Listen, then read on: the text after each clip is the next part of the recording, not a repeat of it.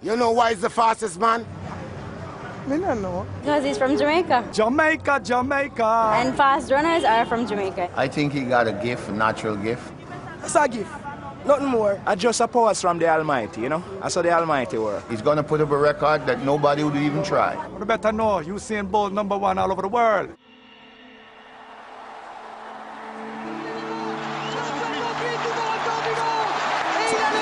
The 100 meters is running a straight line, but Usain Bolt just turned phenomenal. He has blown them all away. The 16th of August, 2008. Do you remember where you were when history was made? When the world was struck by a bolt of lightning. I was working as an expert analyst. Expert because of a life spent running fast and helping others to run fast. He blew my mind too.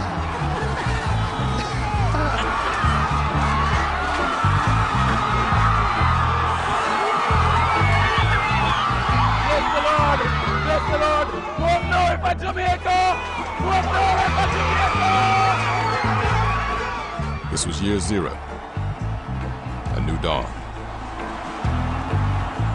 Faster than we thought probable. In a way, we thought impossible. He didn't even try all of the way. And while we were trying to figure that out, how he did it, how fast a man could go, what it meant for the sport, for us all. And again! He's done it again! The search for this superhuman secret took me to the Caribbean island of Jamaica to meet the man who had redefined the limits of how fast we can go. So the question that most people want to know, and I mean, just you're the best person to answer it, what makes you so fast?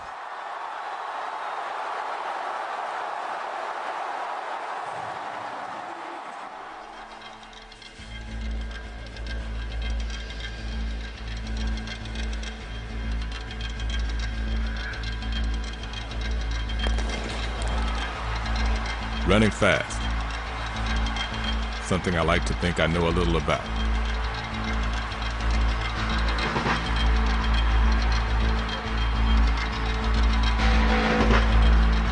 And Johnson is going away! Johnson by yards! And the world record has gone! This man surely is not human.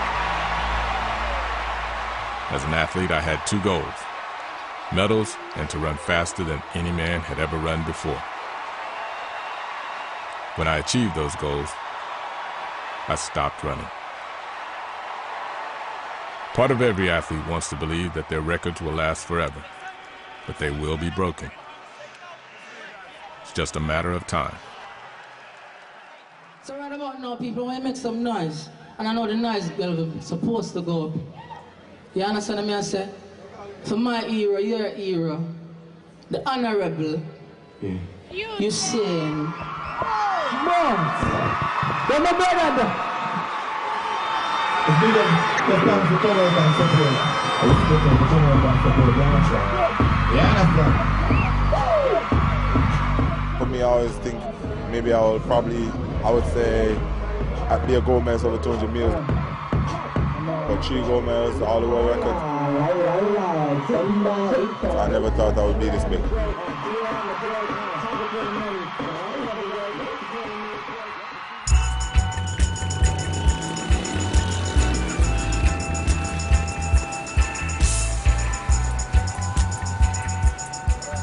This is where you'll find the fastest people on earth. Jamaica.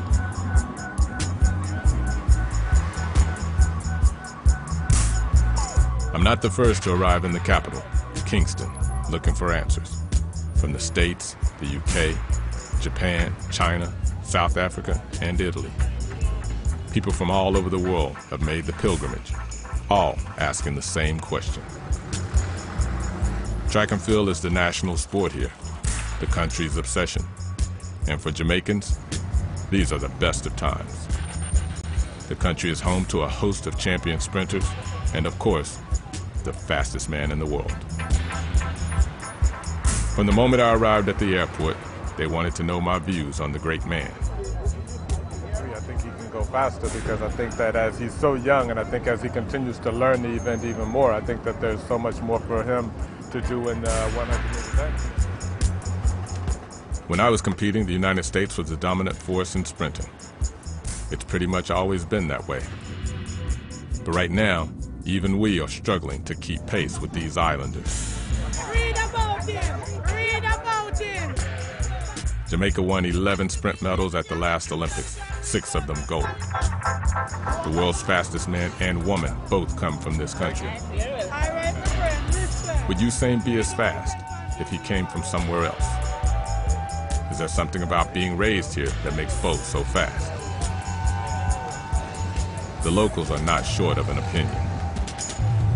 I'm gonna reveal the secret. That's the magic portion. Well, I think he run fast because the food that he eats. And the yellow yam. The good yam from Trelawney. Yeah, that's the magic portion. Mother take care of him when he was young. He was well fed when he was small, so he's strong. Thing like this, natural noni or Jamaican best stuff. Usain Bolt, 21 volt.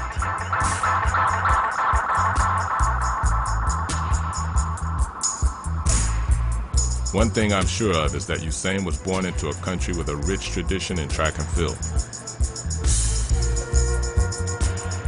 In this country, running fast can make you a national icon.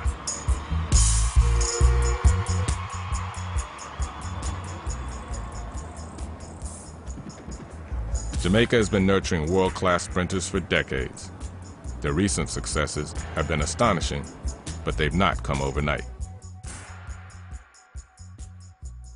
My last time here was 20 years ago as a college athlete coming here from America. In 1989, I competed here in this very stadium on this track. It's not the best surface. Looks like it's been weathered. It's very hard. A spike wouldn't even penetrate this surface. It's not a very good surface for training on. It would be very difficult to train on this surface. I remember being here in 1989 and being amazed at how many fans were in the stadium. And one of the things that struck me was the young athletes. They had a youth track meet going on at the same time, and the young athletes were so skilled in terms of passing the baton. And even in America, I'd never seen kids at 7 and 8 years old be able to pass the baton so well. But I suppose this is where Usain got his first start of international competition and really came on the scenes on this very track a few years ago, and now he's a global superstar. Man rise again, through the storm and through the rain. Putting the words on The Jamaican High School Championships, possibly the most competitive junior championships in the world. Where else would you find the national stadium packed to bursting to watch school kids running? This is the chance for teenagers from all over this athletics-obsessed country to get noticed any way they can. So 20.99 for Usain Bailey of Canada. In the past, the most promising athletes would leave these shores and search for better facilities to develop their talent in the States, Canada, or even the UK. But now, the exodus is over. If you want to learn to run fast, it seems there is no better place to be but here in Jamaica. On this field, no fewer than 3 Olympic champions and who knows how many in the making. Here you'll also find Asafa Powell, one-time fastest man in the world. His successor, Usain Bolt, trains with another group at another university. Competition is fierce. Well done! Well done! 4! The drive and motivation is plain to see on the faces of all the athletes here. Shelly Ann Fraser is from downtown Kingston. It was really bad because, I had a lot of crime and violence, and there were times where we couldn't go to school because of curfews where the police force would be out on the road from morning till evening, and we basically didn't get to go to school and all that. But I mean, one of the essence that we grew up with is that because of the situation we're in, we need to find a way out.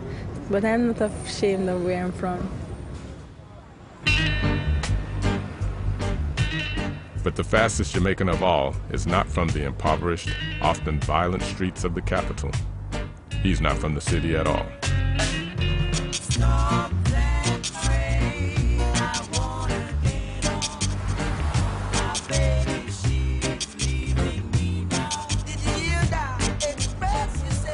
Just like in the movies, our Superman is from Smallville.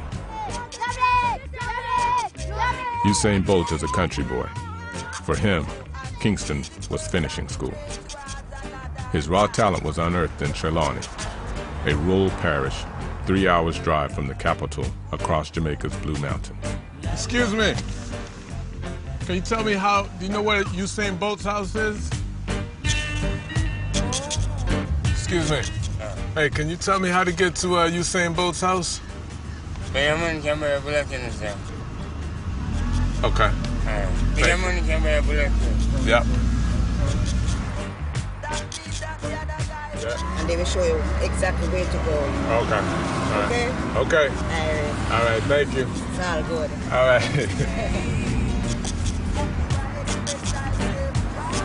I'm told that, like me, Usain has a lot to thank his parents for.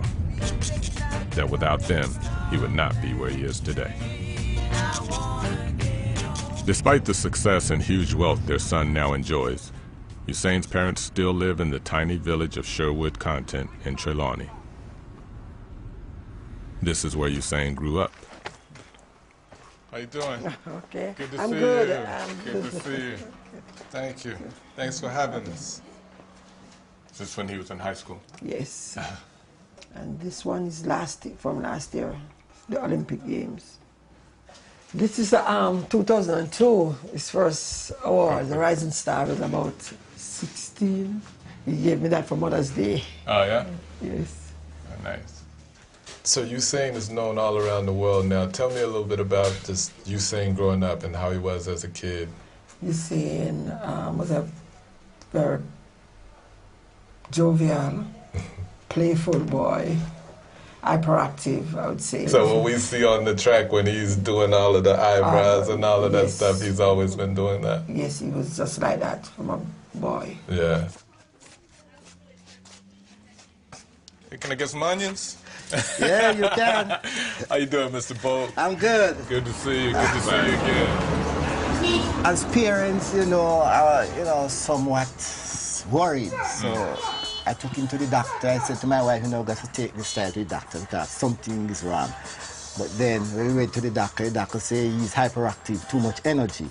So we just allow him to use it up, watched him to make sure. So you actually took him to the doctor. Yeah. You thought something was wrong because he was so active. Active, moving around, playing, climbing. So it was hard for the mother. She couldn't get to do anything in the house. But as time goes by, he sort of get a little more normal, and when he start to do his housework, you got to give him housework to do in the morning, and so to keep him occupied, because it was tough. Ever since he started driving, and the first car that he got, he had the accident, and that car was a write-off. Really? So because of that, and 2 times he escaped. I don't think he's going to escape the fourth one. Right. How did he get so fast? I mean, were you an athlete? Yeah, I usually run 200 and 400, but just primary school. Nobody could beat me. The mother usually run too, so it's in the genes, and But he surprised me too. I didn't expect he was so good. He's a great athlete. The 200 was where I think he would do well. For the 100, that was a shocker to me. Right. I always said, you're too tall, they're going to leave you in the blocks. Yeah. He said, Daddy, I am running, not you. That's what he said. He said, I am the one who's running, not you. Right. The type of person he is, he doesn't want to lose. His grandmother was here with us at the time, and she was saying, go out there and do your best, and whatever you do will satisfy. And from there, I think he got more confidence in himself. Yeah. Sometimes I said to myself, am I the dad of Usain? You know, it's sometimes I'm into those hotels. I said, my God, I didn't dream I would be here. Right. You know, sometimes I stop and I think, I said, this is incredible. You know, you never know what the future holds. Right. My mother always said to me, God is going to bless you and you're going to surprise. And I think this is a blessing. Yeah, yeah. Thank you, Mama, for the 9 months you carried me through. These days, Usain can command huge amounts of money for each race, being the most sought-after athlete in the world. And some of that money is finding its way back to Sherwood content. All those pain and suffering, no one knows. Usain is using his name and influence, organizing charity events to help rebuild his village's tiny clinic. I'll never let you down, I'll never go away, I'll always be around. You know why you do it, such love that you found. I'm always gonna let you wear that crown. So that Usain came here a lot when he was a kid? Yes. He was always getting injured? Yes. They started working here in 2003. Okay. Usain is doing his charity to save it. Yes. Yeah. And this is the school where the Bolt sporting story began, where he received his academic and athletic education. A small school with a good reputation for producing track runners. The perfect environment for an overactive youngster.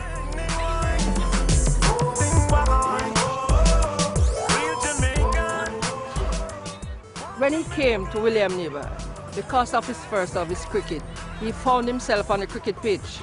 And when he found himself up there on the cricket pitch, the coach said, hey man, you're in the wrong place. So the coach just took him over and put him in my hand. All right? And that's the end of Bolt and his cricket. One of the most important things for sprinters, all the way up to 400 meters, is speed endurance. You have speed, then you have endurance, and then you have speed endurance. Have you seen more of the children here wanting to be involved in track and field because of Usain? Yes, definitely. Everybody wants to be a Usain. The coach, the amount of students, sometimes you cannot even manage the amount. And you know, you only have one coach, and you can see the amount of students that's here. Besides that, everybody wants to do the time, everybody wants to run fast, everybody wants to make the money, everybody loves the limelight, so you just know what that is all about.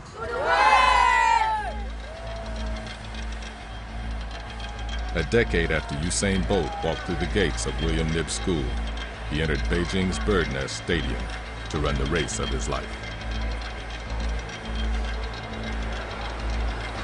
Set.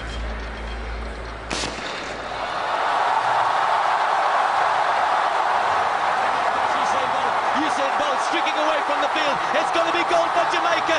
That is superb. It's a new world record. He has blown them all away. Usain Bolt is the Olympic champion. That was phenomenal. How can you do that?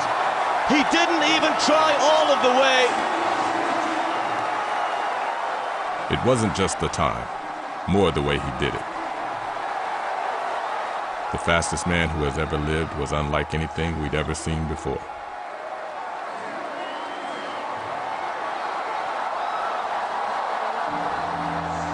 Time to meet the man. As I left Trelawney, bound for Kingston, in my rendezvous with Usain, I thought about how the boy from this secluded part of Jamaica had reopened one of mankind's oldest questions. How fast can a man run? For a century, the 100-meter world record has been the measure. 100 years before Bolt's historic Beijing race, the record stood at 10.6 seconds. 9.69, goodness me. At the Berlin Olympic Games, my hero, the great Jesse Owens, ran a time of 10.2 seconds, a world record that would stand for over 20 years. Halfway, Jesse Owens starts moving. He's a yard or two out in front. Metcalf is coming second up on him. It's Owens, Metcalf, and Ozendahl. Germany's Armin Harry reignited the whole debate about the limits of human speed when he ran 10 seconds dead in 1960. Now running 100 meters faster than 10 seconds was believed to be possible. But the world had to wait another 8 years. The 1968 Olympic Games in Mexico. High altitude and thin air helped athletes push the boundaries. Oh, it's an enormous one. My goodness me. Jim Hines won the 100 meters in 9.95 seconds. The 10-second barrier was no more. It would be the most talked about 100 meters until the Seoul Olympics in 1988. It lets them go first time, and Ben Johnson got a brilliant start. It's Johnson away and clear, and Lewis is not going to catch him. Johnson wins it. Lewis second, Christie third. Christie got the bronze, and the world record has gone again. And Johnson's answered everybody. The urine sample of Ben Johnson, Canada, athletics 100 meter, collected on Saturday, 24 September 1988, was found to contain the metabolites of a banned substance, namely stanozolol. It's an anabolic steroid. For those who believed that such astonishing times were beyond natural human physiology, this was all proof. Rightly or wrongly, no 100-meter world record would ever be viewed without suspicion again.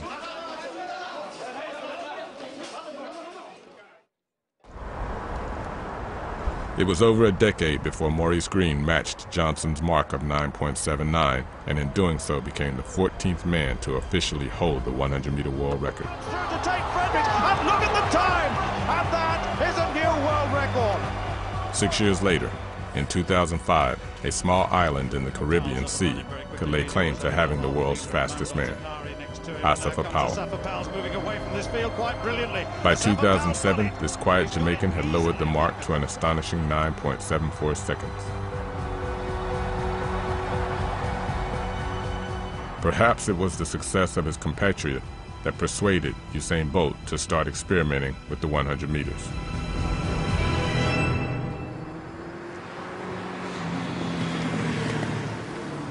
Much has changed in track and field since Donald Lippincott ran 10.6 seconds for the 100 meters in 1912.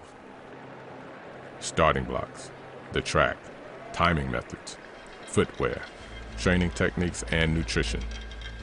But physically, a man is much the same now as he was a century ago. In Beijing, Usain Bolt ran a second faster than Lippincott. And he could clearly go even faster.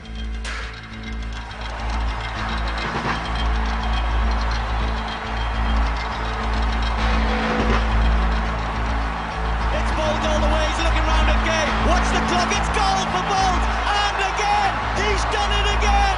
A new world record for Usain Bolt, 9.58. Usain Bolt was breaking the 100-meter world record as and when he decided. I was speechless. 1 hour after I arrived at the University of West Indies training facility, and no sign of Usain. I was never late for training.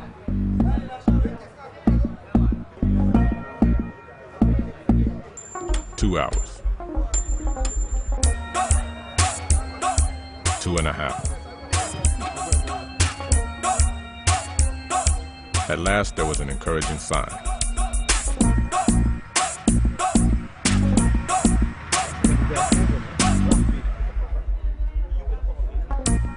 Finally, ambling across the grass,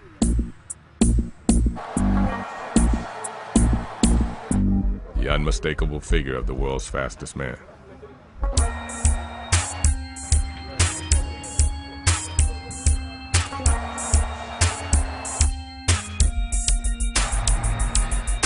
You're supposed to be here like about 2 hours ago, man.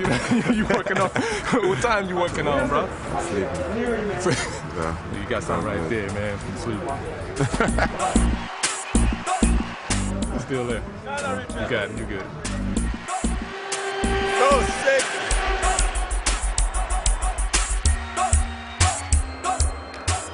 People would always see me, you know, just like they see you right before the race doing all of the stuff, you know, and they figure that's who you really are. Like with me, I was always really focused, just, you know, staring down the track, and so people thought that's who he is, you know, but I'm not, you know, I'm different, you know, I like to have fun.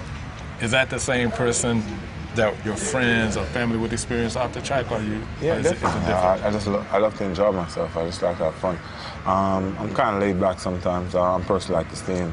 If it's not like nightlife, I don't really like to go out. I stay in and I play video games a lot. So. You're saying. It's just me you're talking to, bro. Yeah. Come on now.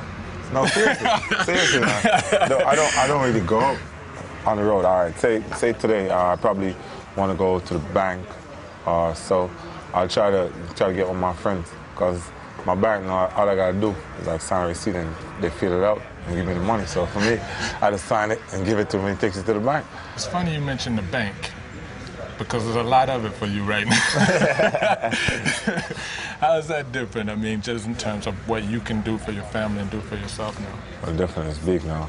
I think I'm doing extremely well for myself, I would say. But so for me, I'm happy, because my first initial goal when I came into track and field was to make sure my mom was okay. That was my main goal. And I went back and I was tired. I was thinking about, you know, I gotta do this for my mom. The mother had said that she always knew you was gonna be special. And like, I grew up, I had 3 sisters, 1 brother. I was the youngest, so they was always chasing me around, so I had to get fast. I had to be fast, because they were beating my butt every time they catch me. So, I don't know, I just knew that I was going to do something special. Did you have that feeling? Because your mom said she knew that you were going to do something special. For me, it wasn't special in the terms of track and field. Yeah. I was a cricket lover all my life. So, my main aim, if I was going to do anything, was all about cricket. And then somebody has changed me, and all of a sudden I'm a track star. Yeah. All right, man, I'm going to let you go on and get to practice. We'll catch up with you afterwards. I'm going to enjoy just watching you practice, and I don't have to do it anymore. Yeah. I was wondering. I have to ask a question, though. When you retired, did you miss it? You just retired? No, I didn't. The only reason I didn't is because I was really fortunate in that I got to do everything that I wanted to do. I retired because I ran out of goals. I didn't have any more goals, because every year I had a goal, like, okay, this is what I want to do this year, and every year was something that was making history. And then after I had done all that I could do, I was like, all right, I'm ready to let it go. So I never really did miss it. I did an interview earlier this year, and I was saying, it doesn't matter as long as I'm putting my foot up. So I'm putting my foot up. I was telling somebody, even if I don't own a business, I would just get an office and go in twice a week to get an office somewhere empty. Right. It's just if I just want to relax, I don't think I'm going to miss track, because it's hard, man. It is hard work.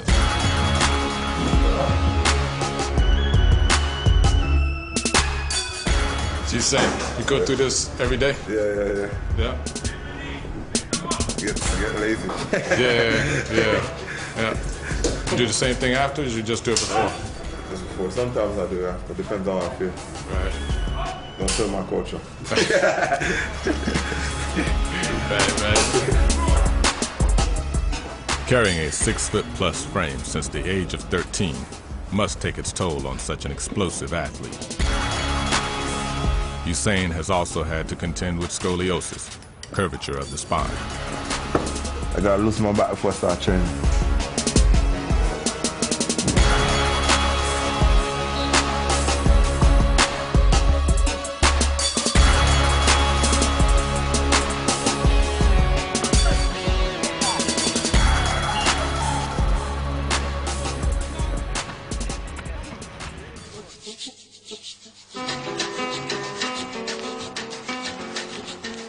Usain may want to put his feet up when he retires, but for me, I never managed to slow down. Not entirely, anyway. Back home in Dallas, where I grew up, I'm dedicating my time to helping others achieve greater speed.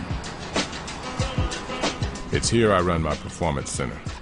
Some of the best athletes in the world come to me to learn how to run faster, more efficiently.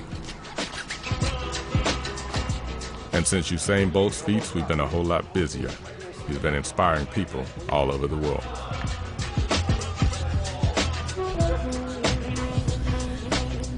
Hey, Karen. Hey, Francois. The people who come to me want to learn from the best, and I guess my achievements and a life at the pinnacle of track and field make me that man. Johnson away and clear. I'm still the only man to have won both the 200 and 400 meters at the Olympics. They called me a phenomenon, a one-off. The winner, the man from another planet, Michael Johnson. The days of winning gold medals are over for me now. The laps have been replaced by the laptop. But now, more than ever, I believe that running fast is more than just a God-given talent. It's a skill that can be perfected by coaching and the application of good technique. That's Michael. Wow. I'm on it every day, man. Every day. That belief is the cornerstone of my performance center. And when I'm asked the question, why is he or she so fast? Well, I should be able to give an answer. There is always an answer. Paula Radcliffe holds the world record in the women's marathon, but knows that improved flat speed could make all the difference at the next Olympic Games. That's why she's here. Seen it yet. I'm gonna look at it this afternoon, then we're gonna meet at 1. Yeah, okay. Me, you, and Lance, and Carl. These guys are hoping to become the next multi-million-dollar stars in the NFL, where speed is one of the most prized assets. Get deep in that position, full lean, full lean. There you go. That first step is always a little bit off for him. They've come here to get faster ahead of the NFL Combine, a test that could change their lives. Like Paula, their bodies are already well-tuned for the task at hand. They're here to improve their technique. This place is as much a lab as a gym. He's going to now throw that back against the track. That's going to propel him forward. The first thing you do once you block that thigh is you start accelerating it back down to the ground so you can join it. We don't think of ourselves as machines, but in many ways, that is how we perform, how we move. Biomechanics is a science that applies mechanical principles to the human body. Boom! That sucker is going down. For sprint coaches, it is a vital tool in perfecting technique, because to run fast, really fast, technique is crucial. You want this coming in very tight. If you look at that picture over there on the wall, you'll see the 2 guys in back, trail leg back here. Guy in front, trail leg back here. Yeah, he only got to come back. Here they come down the track. Usain Bolt sprinting ahead, winning by daylight. Efficiency makes you faster. Just in contrast, other than my arms, you don't see any movement at all in the torso. Looks like old, grainy. Boy, the difference, yeah, right? Yeah. It was a long time ago, I guess. Thank God it wasn't in black and white. Black and white. Many thought my running style was unusual, but there was method and technique. The strides were short, but I had great leg speed. There was economy of movement, aiding the endurance essential for 200 and 400 meters. That relaxed, upright posture, shoulders in line, head still, meant I was able to flow across the track. My style, however, was never ideal over the shortest of the sprints. The 100 meters. We like to talk about 100 meters as being in phases. The explosive start. Then there's the drive phase, head down. Keeping low allows the buildup of speed, pushing out the track with the toes, arms pumping back and forth, using that upper body strength. It's all about acceleration. The stride phase. Now you're approaching maximum velocity. Head in line with the spine, relaxed, elbows at 90 degrees, stride extended, the classic high knee lift. If it's close, you'll need to lean for the line. 100-meter sprinters are powerful, of course, and generally not too tall, as height and long limbs have long been regarded as a major disadvantage in the early phases of the race. But not too short either, as a good stride length is an advantage in that final sprint for the line. Maurice Green was great in his drive phase. You know, he's a 5'10" guy. The shorter you are, the more compact, the lower the center of gravity. Guys who are much taller, like Bolt is 6'5", it's very difficult to get out of the blocks, get into that drive phase, and then be able to execute that and keep that low center of gravity. I first heard about Usain back in 2000. Jamaica had produced many a great sprinter, so when you hear of a teenager from that island running great times and winning junior championships, you take notice. He was making his name as a 200 and 400 meter runner, my disciplines. Despite obviously possessing natural speed, the teenager's coaches believed he had no great prospects as a 100 meter runner. At 15, he already stood at 6'2". This is 10 meters into the race, and he's already tied for the lead or leading the race, 10 meters in. When we look at video of a Linford Christie back in the '92 Olympics or Carl Lewis in '84, at this point in the race, they're in the back half of the 8-man field. And Carl Lewis is showing his pace isn't Grady. It's Carl Lewis and Grady. Carl Lewis on the near side. And on the far side, Ron Brown. And America may have got 1, 2, 3.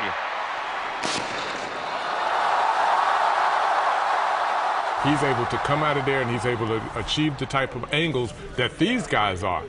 Safa Powell's about 6'1" tall. Usain Bolt's 6'5", 6'6", and he's able to achieve the same type of angles as Safa Powell here. What happens here is, if you take a guy with that ability, when he gets up into his maximum velocity to do the same things that we saw Carl Lewis, Linford Christie doing back in the day, he's able to do that at the end of the race, but at the very beginning of the race, he's conceded nothing. 10 meters into the race, he's already with these guys. Now, this is where it's over. He's up into his running. He just came out of his drive phase. He's still tied with these guys. Now we're about 20 meters into the race. Now he's able to get upright, now take advantage of that massive stride that no one in this race can match. And it just separates from here. The race is won for Usain Bolt, whether it was Beijing in this race or Berlin when he broke the record again, between 20 and 40 meters. From this point, he completely separates from the rest of the field. As soon as I saw this race, I wanted to see it again. To run this fast, surely Bolt had to have executed the perfect technique. He's obviously the fastest man in the world. Can he be faster is the question everybody wants to know. Absolutely. His lateral movement is horrible. And that's why you see the side-to-side movement from him as he gets out and up into his maximum velocity. He's here and the sides of his body's collapsing as opposed to having good, efficient technique up here up top. I mean, if you can see here, his thigh is actually pointing into this guy's lane right here. So now the force that he's driving through is actually coming out here at an oblique angle instead of right down the track. And so he's having to, in order to compromise for that, this force is going this way. He now has to do some side bending and some derotation up above so that he doesn't get pulled off into this guy's lane. So now he's all of a sudden, this frontal plane has caused him now to have to do some things in the transverse plane up above and even in the frontal plane above to offset some of that. And now what you'll start to see it is up above. And look at his shoulder motion above. He's getting a lot of sway with the rotation. You want some rotation, but you want it to be all stabilized. And what you're seeing is some side bending. So each time that collapse, the entire side of his body collapses. Now you're not able to actually strike and recover, strike and recover. So he's losing a lot of time there. But that's scary to think. I mean, he's already looking around clowning. He's already kind of slowing down, but it's scary to think, boy, if he could clean up some of that. It's a new world record! Running comes easy to Usain, but you sense that training does not. It's not just his ongoing back condition. Usain Bolt is just 23 years old, yet he's already turned the world on its head. What's he got left to prove? Now that I've come to Jamaica and seen Usain run here, I can imagine what it must have been like seeing the teenage prospect for the first time.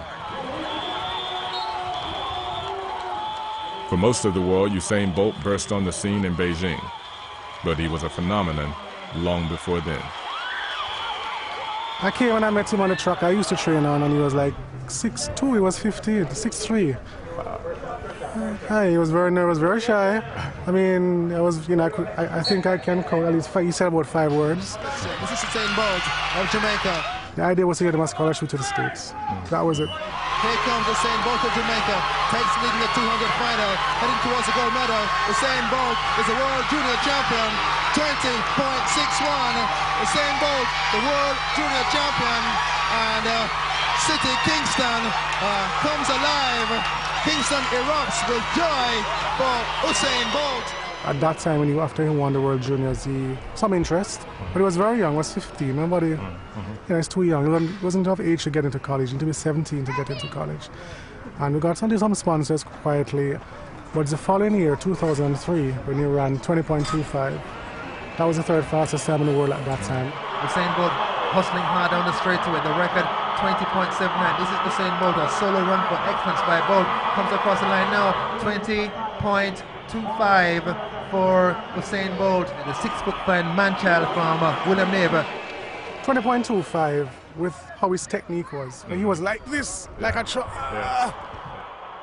I said to Leslie, Jennifer, there's no point in sending him back to high school for another year. 20.25, who is he going to run against?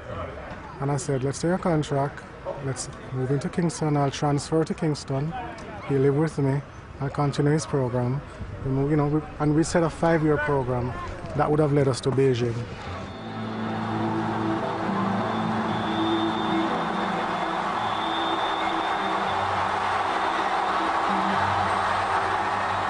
Obviously, he's better than everyone else on the track, but did he always have that confidence? He always believed in himself. I'll give you a story. In 2004, I was a press attaché for the Jamaican team to Athens at the Olympics. And when all the scribes from all over the world was talking about whether he's going to succeed and he's this great guy, why isn't he doing better? He and I sat down to talk. He laughed. He says, he calls me paparazzi. So he says, paparazzi, listen to them talk. What will they say 2 years' time?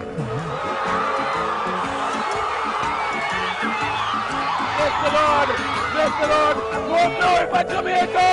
Go up now for Jamaica.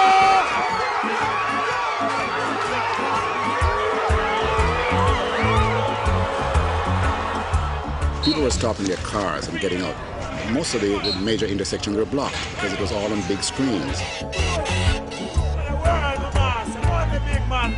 Every household, you would hear people shouting to their next door neighbor, "You see it on the TV," stuff like that, So he has really made a big, big impact on the country. And I tell you something, with all the other difficulties that we have, his presence and what he has been doing has helped us a great deal. We could have been worse.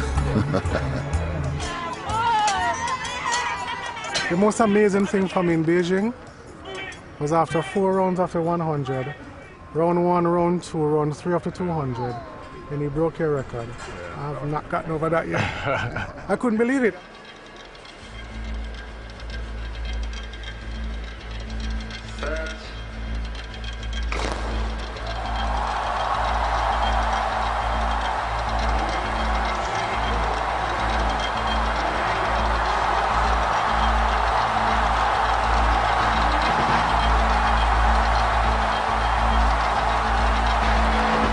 What's the time? It's goal for Usain Bolt, never knew. World record, I do not believe it. Absolutely brilliant. When did the antics, all of the stuff, when did that start? Well, for me, first, I was always like that pretty much back in the days. I was always trying to have fun. The World Juniors, after I finished the race, I saluted. But now, I get a lot more confident now. It's entertainment, definitely, because people love it. And now I'm trying to do more because I see that people love it. Come get me. For me, like a lot of people, I don't know, used to do it, but a lot of people like standing, they focus and think about, I gotta do this. But for me, I know what I'm to do. I know what I'm there to do. So all I gotta do is just make sure I'm relaxed and I don't stress over the race too much. And then when I go my blocks now, I just take my deep breath and go down, let's go. So that's how I am. Some people like we got really focused. No, that's how I was. I was much more focused, and it worked for me. What you do works for you. Yeah. It's just in Beijing, for example. I mean, that was the first time I think most of us really saw you doing that. It worked because the crowd got into it, and you were running fast. Yeah. But now you got a lot of people doing it. They're not running fast. what's your mindset after that? Because I noticed after that, it looks like then you just kind of, go into this concentration just before they call you to the blocks. I know what I need to do to execute right, so that's what I focus on. But I don't try to think about risk. I think when you start thinking about everything in your mind at the start, you start saying, oh, I gotta make sure this, I gotta make sure that. And then other little things start coming back, and if you're not really focused, then you're gonna throw you off your race. Right. And that's what happened to a lot of guys out there. They're stressing so much, they totally just lose it. What is the weakness? Where are your flaws? What do you think? I mean, I got my ideas, but what do you think are the things that you can work on, or the things that are going to help you to go even faster? Well, for me, I think definitely I need to get consistent. Definitely over my starts, I get some, I don't get some, and for me, it's always going to be my transition from my 100 meters. That's it. But 200 meters, I think I need to more work on the counter. I would say I don't think I've perfected it fully yet. Like the last 30 meters, I noticed sometimes I start reaching. Like I'm trying to get to the line so much I start reaching too early. So that's where I feel I need to work on my races. What are the other guys going to do now? Because do you think about your competition? Because, I mean, I had to because they were a little bit closer to me than yours are to you. But do you think about them? Do you, what's your thought in terms of competing against the other guys that you're running against, given that you're so far ahead of them? People always say, yo, why are you not worried? I said, you can't be worried. If you're the fastest man in the world, what is there to worry about? Because you know you can beat them, all you got to do is go and execute. I'm not saying every day you're going to get it perfect. But if you're fast, there's no need to worry. If you got a bad day, just have a bad day. Next time you come back, you bounce back and do well. So that's how I look at it, really. Coming up, I got to make sure I know what I need to do to stay ahead, and that's what I'm going to do. Set.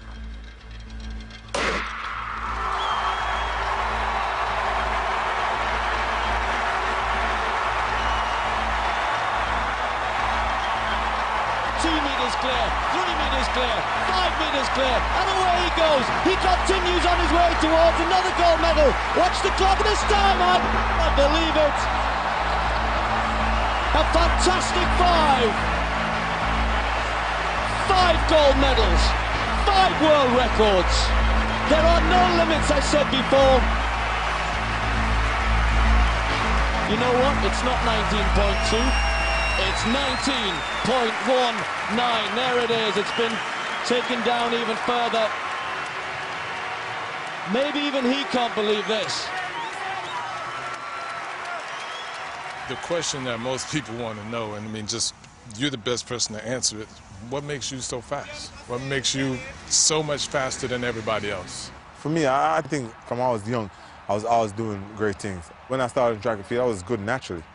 And I never, even in high school, I didn't train, and I was always running fast time, breaking records. And I guess it's just a talent.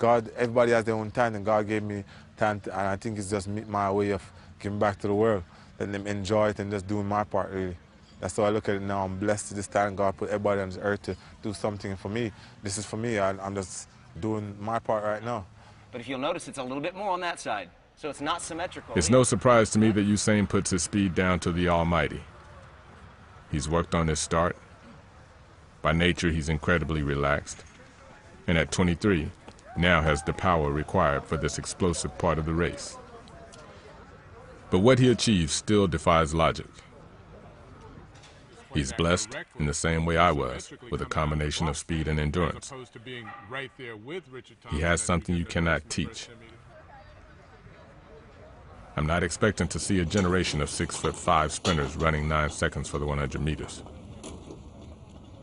Like other gifted individuals in sport, the arts, or science, you just have to accept this man for what he is.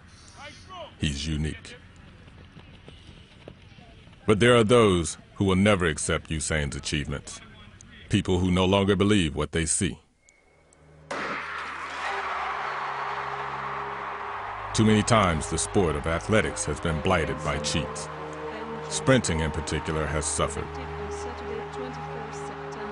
Sprinting requires strength and power, qualities that can be enhanced by taking drugs that increase muscle growth. Namely, stanozolol. Drugs like anabolic steroids and human growth hormone.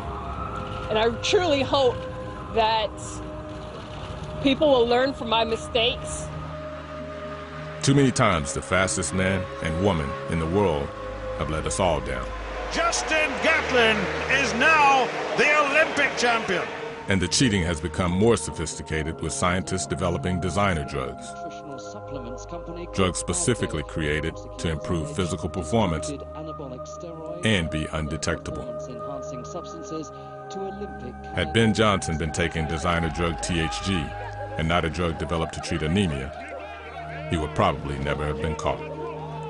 THG was previously undetectable, but a test has been devised. The World Anti-Doping Agency, or WADA, is trying to keep pace with the drug cheats. Testing is now more widespread, high-tech, in and out of competition, and random. That Usain has shown a steady upward progression since his young days is a good sign. He has always been very, very fast, but so was I, and that never stopped people saying I took drugs. And how do you answer to those people who say, you know, why should we believe that, you know, you're clean when you're running so fast? Well, for me, I understand that. That's the exact same thing. I understand where it's coming from. That's the one thing that that's why it doesn't bother me, because I know where it's coming from. Because people have done so much over the years breaking records, and all of a sudden they're on drugs, and then they gotta say, it's shameful for the sport. So I understand where it's coming from. So I tell people I can't do nothing. All I gotta do is keep on running fast, keep on getting tested. I guess, as you said, over the years people were saying the same thing, but you went through the sports without testing positive, so they can't say you were on anything. So I just got to keep on doing what I'm doing and try. Hopefully, everybody in sports, then we won't have like any other athletes testing positive, then they will know that sports is getting cleaner. I told them we can't do this in 1 year, 2 years. It's going to take 5, 6, 7 years down the line when people say, these guys have been running for years. And I think WADA and IWF are doing an extremely good job of clamping down on these guys on drugs. So for me, it's safe to say that people will understand that we're not taking drugs over 6, 7 years. So that's what I'm saying. I just got to understand where the people on the outside are seeing, because the sports have been through a lot. So for me, I understand. That's what I'm saying. It doesn't stress me out because I know where it's coming from. You're still very young. You're 23. And I retired when I was 32. I mean, you could effectively have another, 7, 8 years, 9 years in the sport, and you've already won the Olympic gold medals, you're world champion. What's the future going to be? Where's the motivation going to come from for you to be able to get through another 5 or 6 years of this? I have the work. There's no reason to break the world records again. If it goes, it goes. But for me, it's always a championship. So if I can defend my titles, then that'd be good. As you said, after that, then what I'm going to do. So that's when me and my coach will be saying maybe we probably would have a change, but we're not sure exactly what we want to do. Because everybody's saying, oh, you're saying you should do the 400 meter 400. Well, I think maybe in that time, my mind will be, I'll be ready for it. But right now, I'm not. The work is going to be too hard, and I don't think I'm prepared to dedicate pretty much all the days to the 400 meters. I don't blame Usain for his reluctance to run the 400. It's an event I eventually perfected, but it took a monumental effort. I don't miss it, put it that way. Part of me would like to see the world's fastest man run the distance, but thanks to Usain, it's the only record I've got left. So if he decides it's not for him, that's just fine by me. I heard some talk about the long jump. Is that something you're interested in? Yeah, I think I want to try. I would definitely try it, yeah. But have you ever long jumped before? No, just messing around pretty much. But for me, it's just for I want to do something. I think I'll be good at long jump. That's what I think. So I won't do it before anything. It's like way at the end of my career. Right. When I've done everything I feel like I want to accomplish, then I say, you know what? Let's try a long jump. Now being a global superstar and people knowing you around the world, and certainly here at home in Jamaica, being, the most famous, Jamaican walking the streets today. I mean, what's been the biggest change for you? For me, it was always the media attention for me, because everywhere the demand for my time, everywhere, it's always so much, and it's unusual because every day people want to do this, do that. And it's hard for me because I just want to be a normal guy, play some PlayStation, play some football, let's chill with my friends. One of the advantages of being in an international sport like athletics is getting to travel all around the world. I made a lot of friends around the world during my career and experienced other cultures. And you enjoy the travel? You enjoy going to all of the different countries? Well, I like the traveling, definitely, but the weirdest thing, I don't go out. Like, a lot of people like to see sights. I don't do that. As I said, I'm a person who likes to stay in. So I may go to China, people want to see a Great Wall, go to the steel market. I'm not like that. I'd rather stay in and just watch TV, play on my video, listen to iPod or whatever. So that's how I am. So, but I love the traveling because I really enjoy Monaco though. Monaco's a nice place. I really like it's quiet. I was wondering if I could get a place there because I was saying to the prince, it's quiet. And I think because the people who are there are like IM people, so you won't get bothered that much. Really, when you're there. So I was saying I could vacation there. That'd be a nice spot to vacation. Less stress. You can go on the road, go on the street. People won't bother you so much. That's where I used to be based when I would just, because you're right. It's just quiet, you know, and all of the people there are, you know, pretty much somebody anyway, so they're not all over you, you know. So. Having got to know Usain during my time in Jamaica, it's clear he's still getting his head around a lot of things. The fame and newfound fortune, the burden of single-handedly carrying athletics, and the continued suspicions that come with obliterating world records. It's quite revealing that the first question he asked me was about retirement. And he doesn't exactly seem to be taking his fastest man in the world title too seriously. Funny or frustrating? The majority of sports fans would probably say refreshing. But the competitor in me can't help but think about how much faster he could go with greater determination and hunger for the sport.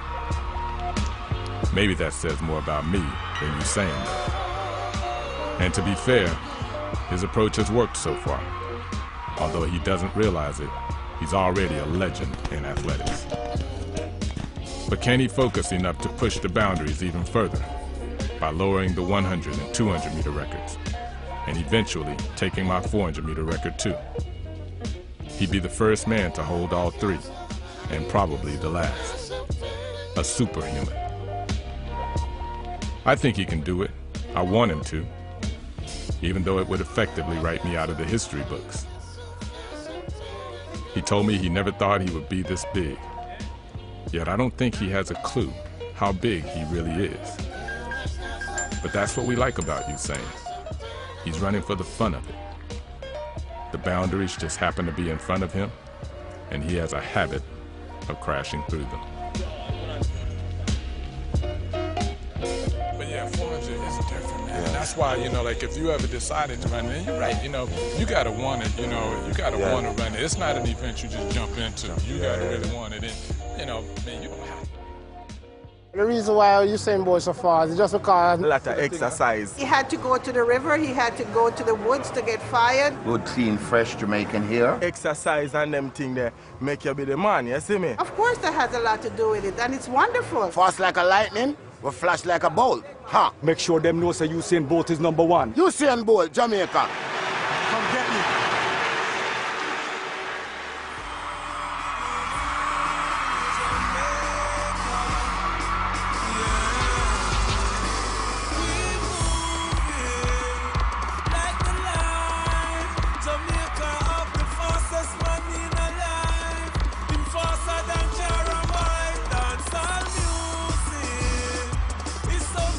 Saeed won't give up on Christian. Stay on BBC3 for tonight's EastEnders.